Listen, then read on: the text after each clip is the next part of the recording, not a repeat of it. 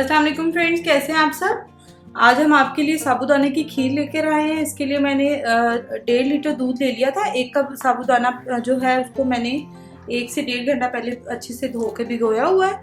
अच्छा, अब ये दूध जो है इसको तकरीबन 10 से 15 मिनट हो गए हैं पकाते हुए और ये बहुत थिक फॉर्म में आ गया। ठीक है, ये देख लें। अब आपने इसमें क्या करना है, किशमिश डाल देनी है,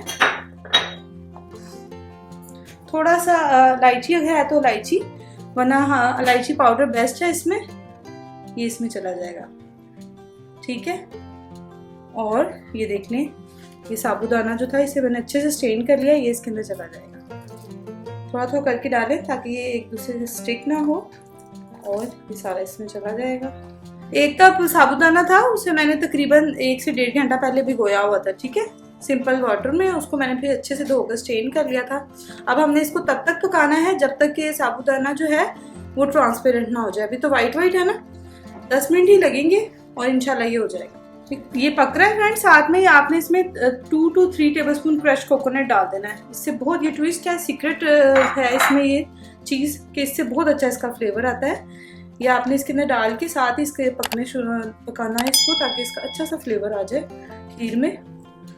इसको मैं 10 मिनट पका लेती हूँ, फिर आपको बताती हूँ। ये देखिए फ्रेंड, इसका जो ट्रांसपेरेंट होना स्टार्ट हो गई है। आपने इसको बहुत जल्दी, ये जो है ये पैन से लग जाता है, आपने कोशिश करनी है कि इसको चम्मच साथ साथ हिलाते रहना है। ठीक है।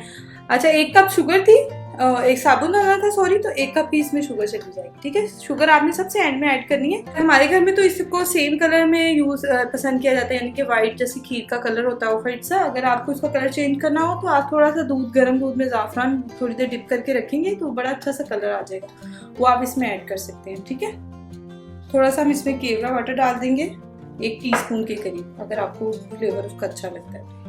बस इसको 3 से 4 मिनट पकाएंगे और हमारी साबूदाना खीर जो है वो रेडी हो जाएगी। ये अल्हम्दुलिल्लाह हमारी जो है साबूदाना खीर बिल्कुल रेडी है। मैं उसको प्लेन सर्व करूँगी क्योंकि हमने इसमें बहुत से फ्लेवर, इलायची, क्रश कोकोनट वगैरह डाल दी। गार्निश जस्ट कर लूँगी नट से, और हमने इसमें किशमिश भी बीच में ही ऐड कर दी थी। आप इसको ज़रूर ट्राई करें, ईद पर चेंज हो जाएगा।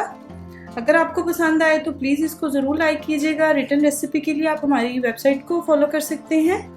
न्यू फॉलोअर्स जो हैं प्लीज़ सब्सक्राइब के बगैर मत जाइएगा। Thanks for watching. अल्लाह हाफिज़।